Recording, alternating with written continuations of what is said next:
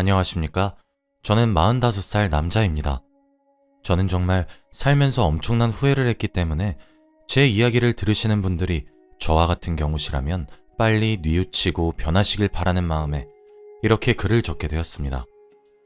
저는 저보다 2살 어린 아내와 슬아의 딸과 아들을 하나씩 두고 있어요. 사실 저는 흔히 남들에게 손가락질을 받는 폭력적인 남편이자 빠였어요. 제 손찌검은 아들, 딸 할 것 없이 공평하게 행해졌고 어쩔 때는 아내에게도 휘두르곤 했습니다. 사실 저는 아내의 입에서 이혼이란 단어가 나오기 전까지, 아이들의 입에서 아빠와 함께 살고 싶지 않다는 말을 듣기 전까지는 제게 문제가 있다는 사실을 멍청하게도 전혀 알지 못했습니다. 사실 저는 이번에 후회를 느끼고 성향을 고치는 과정에서 제가 결핍이 많은 사람이란 사실을 알게 되었거든요. 제 어린 시절은 남들보다 더욱 불행했습니다. 저희 아버지는 알코올에 대한 의존도가 심하셨고 알코올 중독자셨죠. 어머니는 그런 아버지에게서 저를 지키려고 발버둥을 치셨어야 했습니다. 어머니는 항상 펄은 멍이 들어 있었어요. 팔과 다리에도 어느 괜찮은 구석이 하나 없었죠. 그래서 저희 어머니는 한여름에도 항상 목과 팔과 다리를 가릴 수 있는 옷들만 골라서 입으셔야 했어요. 저희 아버지는 술에 취하면 항상 어머니를 팼습니다. 그 폭력의 화살이 제게 쏟아질 것 같으면 어머니는 온몸으로 저를 보호하셨었던 것 같아요. 애한테까지 그러지 말고 애한테 할 거면 그 목까지 자기한테 하라고 소리를 지르시면서 말이죠. 그래서 매일 밤마다 저희 집은 쑥대밭이 되었고 난장판이 되었습니다. 그리고 아침에 술에서 깬 아버지는 어머니께 무릎을 꿇고 눈물을 흘리시며 싹싹 비셨고 어머니는 항상 용서하셨어요. 그렇게 집을 깨끗이 치우면 뭐 하겠어요? 아버진 저녁에 다시 술을 사와서 한 잔만 먹겠다며 드셨고 한 잔은 한 병이 되었고 2병이 되었고 술에 취하셨죠. 제가 아주 어렸을 땐 무서워했는지 잘 모르겠지만 인지가 가능했을 때를 상기시켜보면 꽤 자연스럽게 받아들였던 것 같아요. 매일 일어나는 일상의 소음 정도로 말이에요. 아버지가 술을 마시고 어머니께 행사했던 이유는 하나였습니다. 술을 더 내놓으란 이유였죠. 하지만 아버지가 알코올 중독자로 일하러 나가시지 않아 어머니가 소일거리고 부업을 뛰고 만들어 오는 돈이 저희 생활비의 전부인데 어머니는 정말 돈이 없으셔서 못 드린 거였어요. 어머니가 여유가 있으실 때에는 아버지께 돈을 쥐어주고 나서 저를 데리고 새벽에 산책을 하러 나갔다 아침에 함께 들어오기도 했었어요. 지금 보니 그게 어머니 나름의 도피였던 것 같네요. 아무튼 어머니는 참 울기도 많이 울었습니다. 아버지께 애원도 했고 화도 냈고 빌어도 받고 애걸복걸하며 부탁하기도 했죠. 제발 술을 끊어달라고 말이에요. 아버지는 알겠다고 대답은 잘하셨어요. 하지만 밤이 되면 저희 집엔 와장창 하며 깨지는 소리와 어머니의 비명소리, 울음소리밖에 들리지 않았죠. 그쯤 되니 동네에 소문이 나기 시작했고 신고받고 온 경찰들도 저희 얼굴을 알기 시작했어요. 그 당시 제 나이가 아마 10대 중반 정도였던 것 같습니다. 창피했고 쪽팔렸죠. 그리고 그런 어머니가 너무 한심했어요. 잘못은 아버지가 폭력을 휘둘렀단 점인데 저는 어머니에게 그만 좀 울고 정신 차리라고 그치라고 윽박질렀어요. 정말 불효자식이죠. 그러던 어느 날, 그날도 어김없이 돌아온 아버지의 폭력에 어머니의 비명소리가 들렸습니다. 그런데 이때까지는 어머니는 아버지의 대응을 많이 하지 않으려 노력했어요. 그리고 살려달라라는 말은 입에 올리지 않았습니다. 그런데 그날따라 문 밖으로 살려주세요. 누가 신고 좀 해주세요. 살려주세요. 라며 소리를 지르더라고요. 불길한 예감에 문을 당장 열고 방 밖으로 뛰쳐나가니 바깥은 아수라장이 되어 있었고 어머니는 아버지께 살려달라고 빌고 있었습니다. 그때 무슨 생각이었는지 모르지만 본능적으로 어머니를 구해야 되겠다는 생각만 들었습니다. 그 이후로는 기억이 잘 나지 않아요. 아버지는 잠들듯 기절하셨고 저는 숨을 거칠게 쉬고 있었는데 누군가 문을 두드렸습니다. 경찰이었죠. 어머니의 구조 신호에 누군가 신고를 했던 모양이었어요. 당연히 저와 어머니는 경찰서로 향했고 아버지는 구급차를 타고 응급실로 향했습니다. 아버지는 다행히 비껴 맞았던 거라 가벼운 뇌진탕이 오셨던 거였고 술에 너무 취해 있으셔서 쓰러지듯 잠이 든 거라고 병원에서 말을 하더군요. 어머니는 누가 봐도 피해자인 몰골인데다 저는 그런 어머니를 구하려던 미성년자였고 다행히 처벌은 받지 않게 되었습니다. 일이 해결되고 아버지는 병원에 좀 더 계셔야 했기에 집에 저와 어머니 단 둘만 남았어요. 저는 어머니한테 도망가라고 했습니다. 이렇게 살지 말고 가버리라고 말이죠. 어머니는 아들인 제 말이 충격이셨나 봐요. 그리고 이번에 일어난 아버지의 폭행도 충격이셨던 것 같습니다. 어머니는 며칠 동안 숨죽여서 우셨어요. 어머니는 항상 우실 때 숨죽이시며 우십니다. 왜냐하면 아버지가 소리를 내면 정말 미친 듯이 때렸거든요. 아버지가 집에 없는데도 숨죽이며 우는 어머니를 보니 가슴 한가운데가 꽉 막힌 것만 같았죠. 그때까지 어머닌 고민을 많이 하셨던 것 같아요. 하루는 제 저녁을 차려주셨는데 저희 사는 형편에 맞지 않게 상다리가 부러지도록 맛있는 음식을 차려주셨고 고기까지 구워주시더라고요. 제게 웃으면서 아들 맛있어? 라고 물으시면서요. 응, 너무 맛있어 하며 저는 음식에만 정신이 팔려 있었고 어머니는 한술도 뜨지 않았습니다. 어머니는 아들, 엄마가 정말 많이 미안해 하며 슬프게 웃으시며 제 뺨을 쓰다듬으셨죠. 그렇게 그날 어머니는 아버지가 퇴원하기 바로 전날 밤에 가벼운 옷까지만 챙긴 채 집을 나갔습니다. 어머니가 나를 버릴 줄도 몰랐고 심지어 그런 아버지와 저만 두고 도망갈 줄 몰랐어요. 그래서 정말 슬펐고 배신감에 치를 떨었지만 한편으론 이해가 되었고 그렇게 도망칠 수밖에 없었던 어머니가 앞으론 많이 웃고 행복하게 사시길 바랬죠.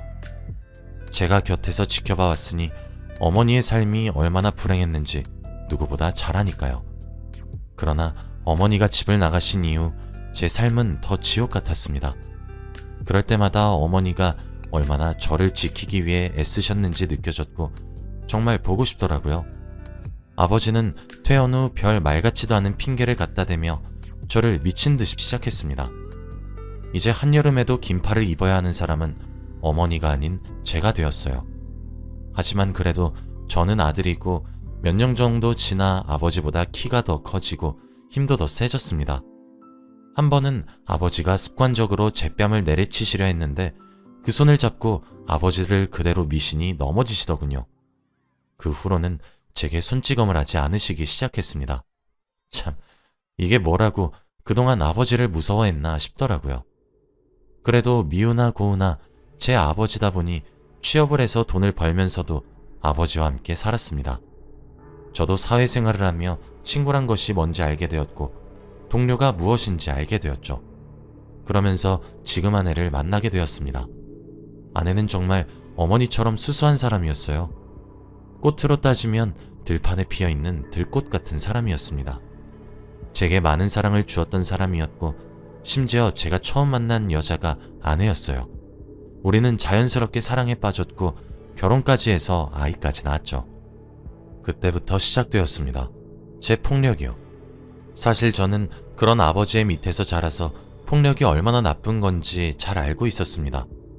그래서 저는 아버지를 보면서 항상 다짐했어요.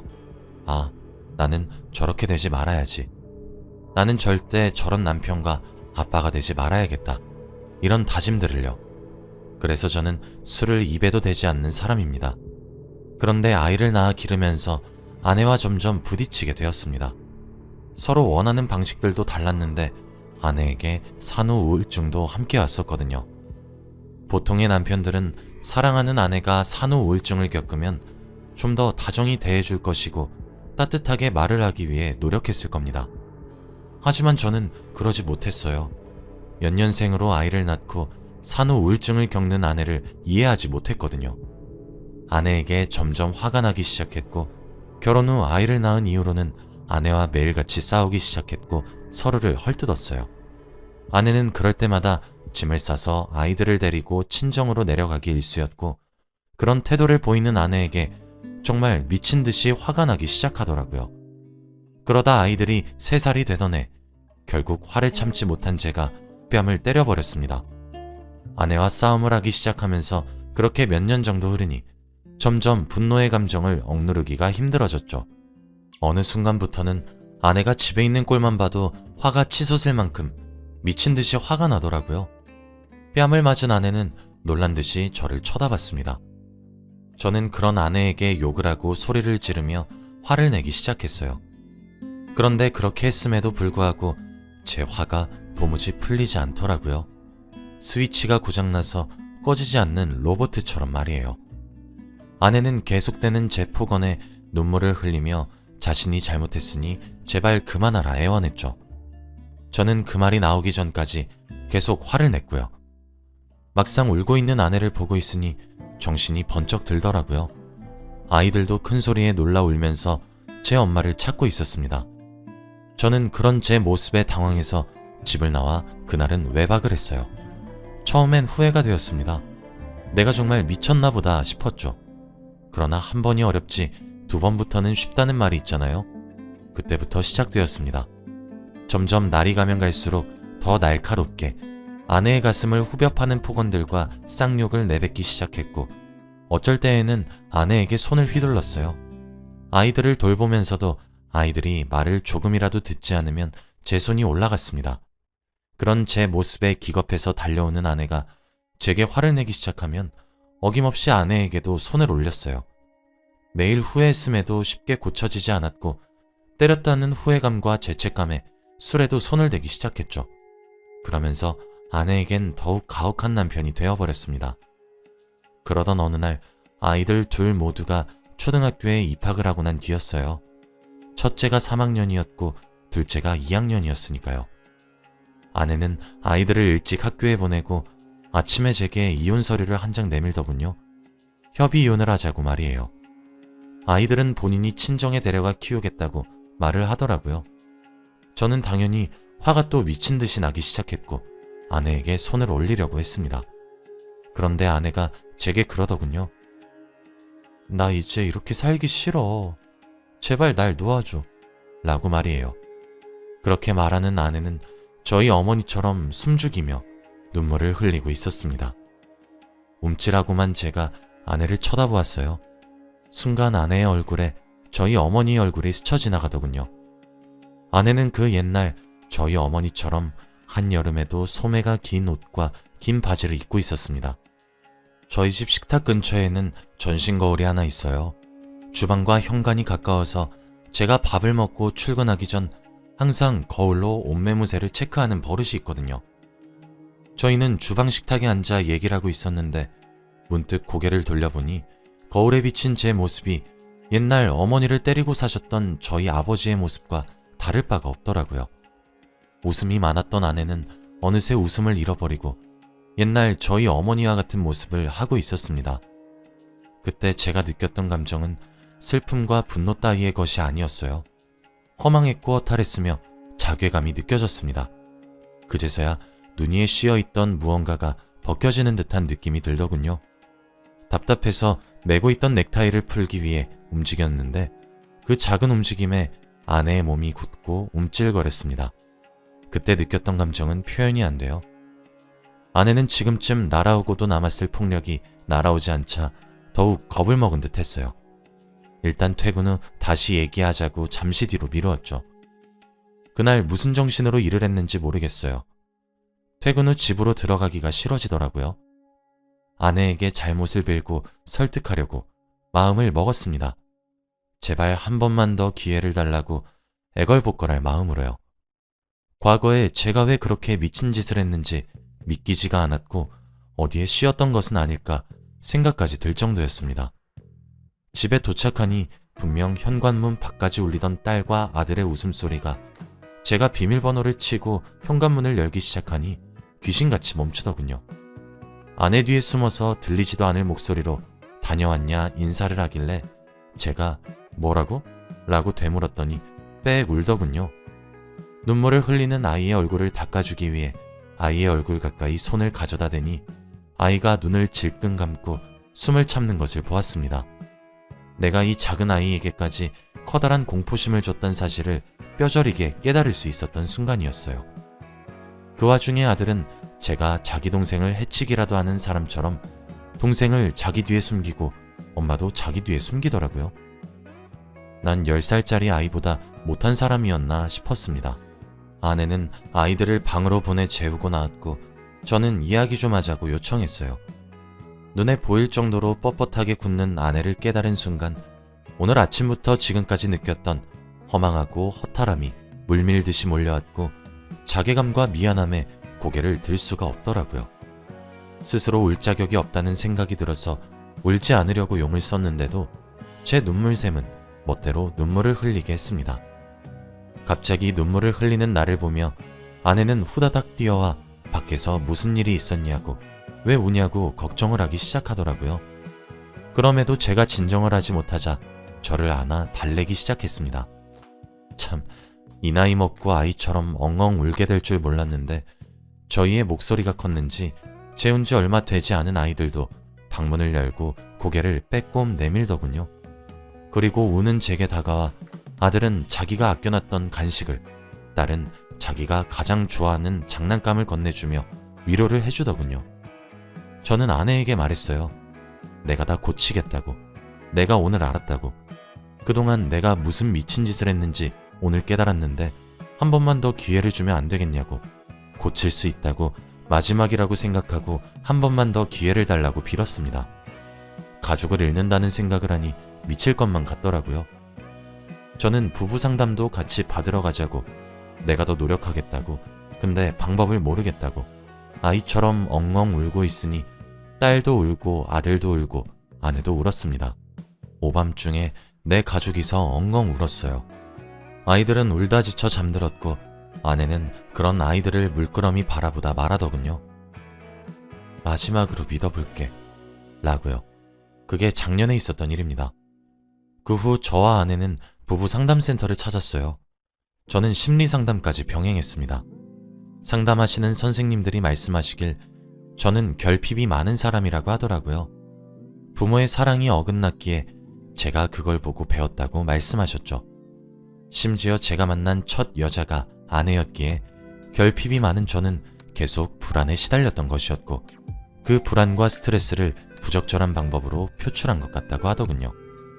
그리고 아내의 행동을 통제하려고 하는 성향이 조금 있다고 하셨습니다. 이런 부분은 환경적 요인을 무시할 수 없는데 제가 잘못되었다는 사실을 지금 인지하고 직시하려고 노력하기 때문에 고칠 수 있다 응원하시면서요. 아내는 제 어린 시절 이야기를 전혀 알지 못하고 있어서 깜짝 놀란 것 같았죠. 그렇게 저는 차근차근 분노를 조절하는 법, 긍정적으로 감정을 풀어나가는 법, 감정을 다스리는 법 등등 여러 가지를 차근차근 배워나갔고 실천했어요. 아이들과 아내에게 진심으로 사과했습니다.